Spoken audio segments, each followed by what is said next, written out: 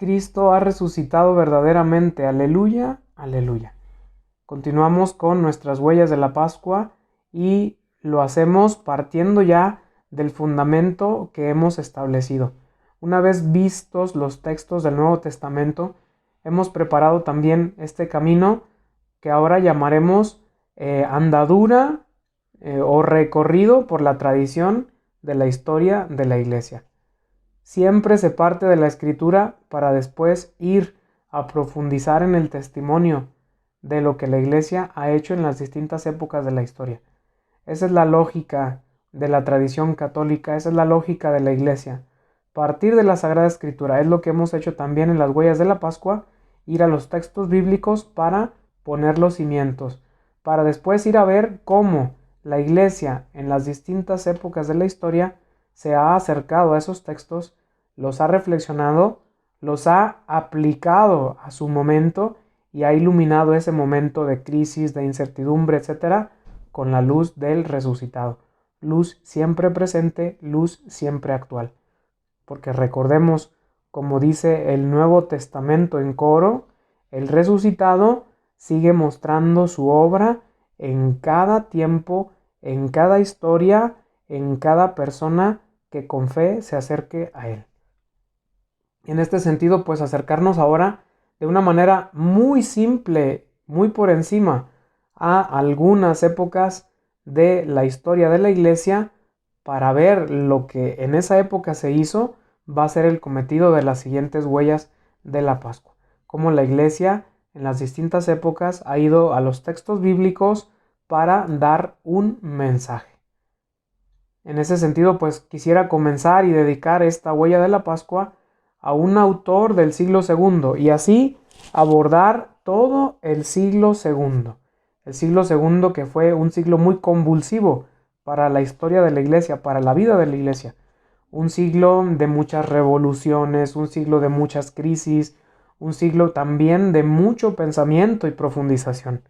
Muchos santos hay en este siglo, porque se necesitaba, porque estaban latentes muchos pensamientos heréticos. Las herejías habían comenzado, estaban ya presentes los gnósticos que llevaban la voz cantante y que probablemente en la huella de la Pascua del día de mañana los mencionemos más directa y claramente. Estaban los docetistas, estaban, etcétera, gran cantidad de herejías presentes en el siglo II. También podemos mencionar los valentinianos, los marcionitas, etcétera, etcétera, los patripacianos. Muchas herejías, muchos pensamientos equivocados de interpretación de la Biblia. La Biblia era el fundamento. Todos podían acceder a la Biblia, pero el problema era que accedían a la Biblia y la interpretaban según su manera, ¿no? Entonces la gran iglesia pues tuvo que ir delineando una manera de interpretar la Sagrada Escritura. Y uno de estos, un ejemplo de interpretación de la Sagrada Escritura en el contexto de la iglesia, porque esa fue como la gran determinación de la iglesia del siglo II, ¿no? La Sagrada Escritura se interpreta no de manera aislada, no diciéndole a las demás personas lo que tú quieres que escuchen o lo que tú interpretas que la Biblia dice. La Sagrada Escritura se interpreta en el contexto de la iglesia, en la comunidad, siempre en la comunidad, en el espíritu del resucitado que crea comunidad. Allí es el lugar donde se interpreta la Sagrada Escritura. Y un testimonio y un ejemplo del siglo II para iluminar la fe que ahora nos toca en este momento actual de la historia es en un hombre que es verdad que no es santo, pero que tiene mucha influencia en el pensamiento teológico. Es verdad que también es poco conocido, pero a día de hoy en la teología, sobre todo en la teología dogmática, está siendo redescubierto. Es un obispo de un pueblo que se llamaba Sardes y el obispo se llamaba Melitón. Hay un historiador que se llama Eusebio de Cesarea. Por ahí los que han estudiado historia universal o historia de la iglesia, segurísimamente se tuvieron que topar con este nombre en sus estudios, ¿no? Eusebio de Cesarea, uno de los primeros grandes historiadores que ha delineado, que ha marcado una línea del tiempo, pues haciendo ahora sí que entrever los principales hitos o acontecimientos importantes de la historia. Eusebio de Cesarea dedica unas pocas páginas en su Historia Eclesiástica, es el título de una de sus obras. En su Historia Eclesiástica dedica unas pocas páginas para hablarnos de Melitón de Sardes, a quien define como un hombre lleno del Espíritu Santo, un hombre callado, humilde, sencillo, pero sobre todo lleno del Espíritu Santo, un obispo. Y la teología reciente ha encontrado y descubierto un texto que se le atribuye a este obispo del siglo II, a Melitón, un texto que se llama Peripasca, en griego Peripasca, que traducido al español significa sobre la Pascua, Peripasca, sobre la Pascua. Es este santo el que nos va a ayudar a acercarnos al siglo II, un siglo en el que la iglesia es minoritaria, en el que no tiene privilegios, un siglo en el que la iglesia es perseguida, en un siglo en el que si dices tú que eres cristiano, pues te va mal. Pero sin embargo, este santo obispo ha tenido la valentía de escribir una homilía sobre la Pascua, para consolar, para animar, para guiar al pueblo católico que peregrinaba en Sardes. Ir a estos textos, a los textos antiguos, como dice Karl Rahner en uno de sus artículos, de estos artículos pequeños, pero que dicen grandes profundidades teológicas, como dice Rahner, ir a estos textos de los antiguos no es ir a textos mudos y a textos pasados que ya no tienen nada que ver en el presente. Ir a los textos de los antepasados es ir a ver cómo estos grandes hombres hicieron para afrontar la crisis. Es ir a dialogar no con el texto, sino con los hombres que por el espíritu del resucitado supieron guiar a la iglesia. Es ir a dialogar con ellos, en ese espíritu vivo del resucitado, pues para iluminar nuestra iglesia en el presente. Ir a sacar la luz del resucitado, esa luz que la iglesia del siglo II sí vio, y que tal vez nosotros pues tengamos un poquito de dificultad para ver, ¿no? Entonces, vamos a acercarnos a este texto, a esta homilía de Melitón. Que tengo que decir algo, la homilía no es como las homilías de los sacerdotes actuales o de los obispos, ¿no? Es verdad que principalmente algunos obispos, también algunos sacerdotes, hacen unas homilías muy extensas, muy largas, pero no creo que tan largas como la de Melitón de Sardes. La homilía de Melitón de Sardes consta de 101 números y podemos hablar proporcionalmente que la homilía en su conjunto es un libro. Y en esta misa de Pascua del siglo II, en la que Melitón ha dicho su homilía, pues todos podemos hacernos una idea. La homilía es apenas una parte de la Santa Misa. Y Melitón ha leído toda su homilía, es decir, ha leído un libro como homilía. Y la gente ha estado expectante, ha estado serena, ha estado tranquila escuchando esta homilía. Es verdad que alguno por ahí segurísimamente se ha dormido y muchos más se han distraído, pero muchos seguramente estuvieron atentos a la doctrina del obispo.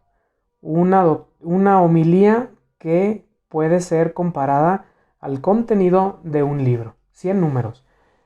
Es verdad que esta homilía, como lo dije hace un momento, apenas se está descubriendo, que no está presente, por tanto, en PDF en algún sitio de internet y que es muy difícil tal vez tenerla en físico.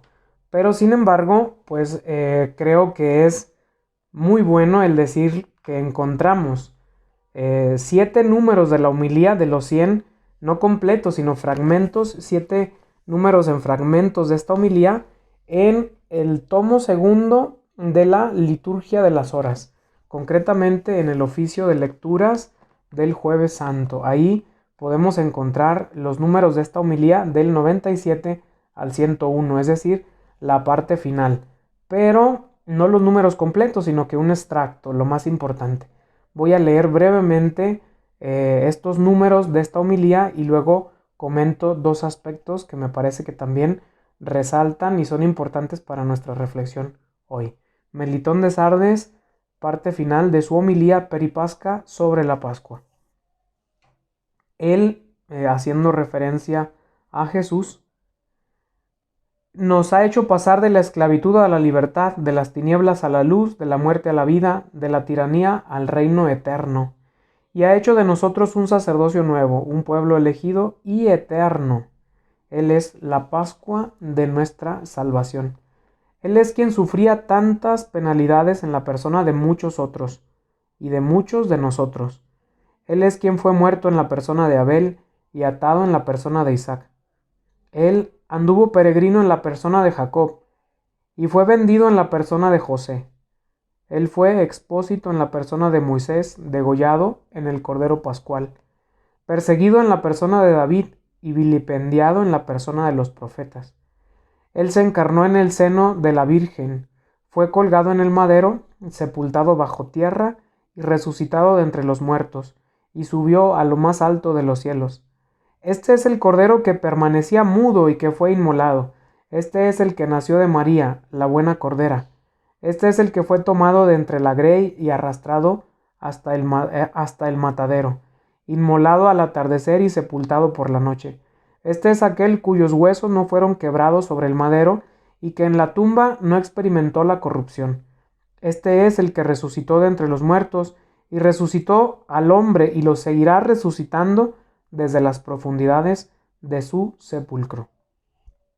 Con esto termina la homilía de Melitón y yo quisiera destacar solamente dos aspectos de esta homilía. En primer lugar, un aspecto cristológico. En segundo lugar, un aspecto mariológico. El cristológico. El obispo está hablando a su iglesia no desde ideas. El obispo está mostrando una fe muy profunda en el resucitado, a quien él mismo concibe, ve, se da cuenta que vive, verdaderamente vive. Es decir, el obispo comunica siempre ese testimonio vivo de experiencia de resurrección. Una cristología que se encarna verdaderamente, que se hace cercana, que se hace humana. Una cristología que cuando verdaderamente es de encuentro, entonces pasa eso que Pablo VI ya definía en los umbrales, en las vísperas del Concilio Vaticano II, ¿no? De la tercera sesión del Concilio Vaticano II. Una iglesia que se hace experta en humanidad. Cuando estamos cerca del Cristo Cordero Pascual, del que sufre, pues entonces también nos hacemos copartícipes, participamos junto con los demás de sus sufrimientos, de nuestros sufrimientos, y vivimos el sufrimiento precisamente no aislados, sino en comunidad, en comunicación, en comunión. La homilía del obispo habla de una cristología descendente y ascendente, es decir, una cristología que viene de arriba, que tiene bien claro el origen, viene del cielo, viene de Dios, y que por venir de Dios tiene la posibilidad de ser y de hacer cosas grandes. Y una cristología que porque viene de arriba puede también subir de nuevo hacia arriba y llevarnos de nuevo con la humanidad hacia arriba. El obispo tiene muy en cuenta que esto de hablar de Cristo no es de ideas, pero que implica nuestra persona. Implica verdaderamente nuestra persona y nuestra fe. No es decir cosas bonitas, sino vivirlas. Vivirlas y sobre todo compartirlas con los demás. Como dice la homilía, o estos fragmentos de la homilía, Cristo padece junto con nosotros. Muchas veces, en muchas personas, Cristo padece junto con, pero para verlo necesitamos la fe. Una cristología muy cercana, la de Melitón de Sardes, muy cercana, que nos está pidiendo también un encuentro cercano, un encuentro personal, es más, con este Cristo Cordero Pascual, que ha resucitado y que nos ha abierto así pues las puertas para la vida eterna. Y junto con este elemento cristológico, el mariológico. Yo no sé si ustedes se fijaron que Melitón utiliza un título mariológico poco conocido, es decir, Melitón habla de María como la buena cordera. Nunca he leído de nuevo ese título cristológico en alguna otra parte, ¿no? María como la buena cordera, la que está a la disposición siempre del Cordero Pascual. El hablar de María sí, pues yo creo que tiene muchas repercusiones, ¿no? Y también, pues decir claramente, la Mariología al servicio de la Cristología. Eso es lo que menciona esta homilía, ¿no? Cuando uno se acerca a María, entonces también aprende a acercarse al Hijo. Y yo creo que hay una consideración muy importante para este tiempo de pandemia, de sufrimiento, de días grises, de etcétera, etcétera, ¿no? Y para los demás sufrimientos de la vida. Buscamos a Cristo sufriente para que con su sufrimiento también le dé sentido a nuestro sufrimiento y nos lleve a su vida de resurrección. María en su título de buena cordera, pues yo creo que también se hace copartícipe de esto, ¿no? La buena cordera, la que aprende o aprendió a sufrir con el cordero, la que está dispuesta a. Un cordero está dispuesto a ser degollado. Al ser María presentada con este título como la buena cordera, pues también está dispuesta a el sufrimiento junto con. María es nuestra madre, nosotros sus hijos, y cada vez que nosotros necesitemos pedirle, pues yo creo que ella estará dispuesta también no solamente a ayudarnos, sino a sufrir junto con, para llevarnos a su Hijo. Que en estos momentos pues de incertidumbre y de sufrimiento, la buena cordera, la Virgen María, también nos lleve a Cristo, ¿no? La Mariología ilumina la Cristología.